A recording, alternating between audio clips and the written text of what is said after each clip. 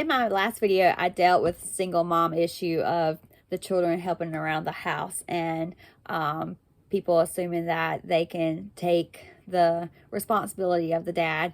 And I wanted to kind of address that from another standpoint. When my husband passed away, so I have 5 kids, 3 boys and 2 daughters.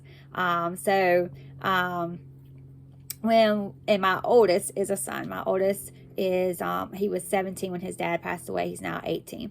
And one of the things that I dealt with repeatedly, and with my kids surrounding me, we would be talking to people, and these would a lot of times be people who maybe at times didn't know us, or didn't know us well, and then other times maybe they did know us better. I'm not sure, but the comment would always come up about my oldest son, and they would look at him and they would say to him, "You're going to be the man of the house now," or they would say to me, "Your oldest son's going to be the man of the house now." And I'd always, just nod my head and just take it. But I also cringed inside because, first of all, my son, I didn't feel like it was his responsibility to suddenly be something he really wasn't, again, I mean, he is growing up. He was 17, is now 18. He is becoming a man, but he's not expected, in my heart, in my mind, he's not expected to take his dad's spot. I don't know of any way he could take his dad's spot, and I'm not expecting him to take his dad's responsibilities. Now there are some things that, we've all pitched in that his dad needs to do, specifically with the ministry, because we do have a ministry, and we've all pitched in to do some of those things to keep the ministry going like it should. But to be the man of the house, I was not expecting him to be the man of the house. And then, but not only was there that, so not only was I feeling like people were putting a burden on him that I didn't think was fair. And I would cringe, and I later had a discussion with my kids, and I said to my oldest, I said, "I don't expect you to do that. I don't expect you to take on any burdens like that. That is not your responsibility." On the other hand, I had children who were hearing that, and they were kind of bitter that suddenly their brother was supposed to be their father. That didn't make sense to them. They didn't want their brother to be their father. And so I had to deal with that. I had to deal with some bitter children who were like, "He's not my dad." And I would say, that's absolutely true. He's not your dad. He's your big brother, like he always has been. He is not ever going to be your dad. And so, and I know people meant well by saying that. And let me say this, if you ever are in a position to say that, please don't say that.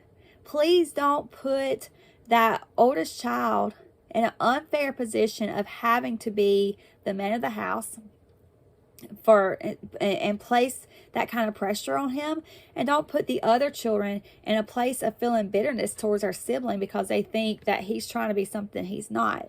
And so that really, honestly, I dealt with that in the first few weeks. I remember some very hard conversations with my kids where we had to just say, "Look, it doesn't matter how many people have said that he's got to be the man of the house. They don't say how this house is ran. And I'm saying he's not.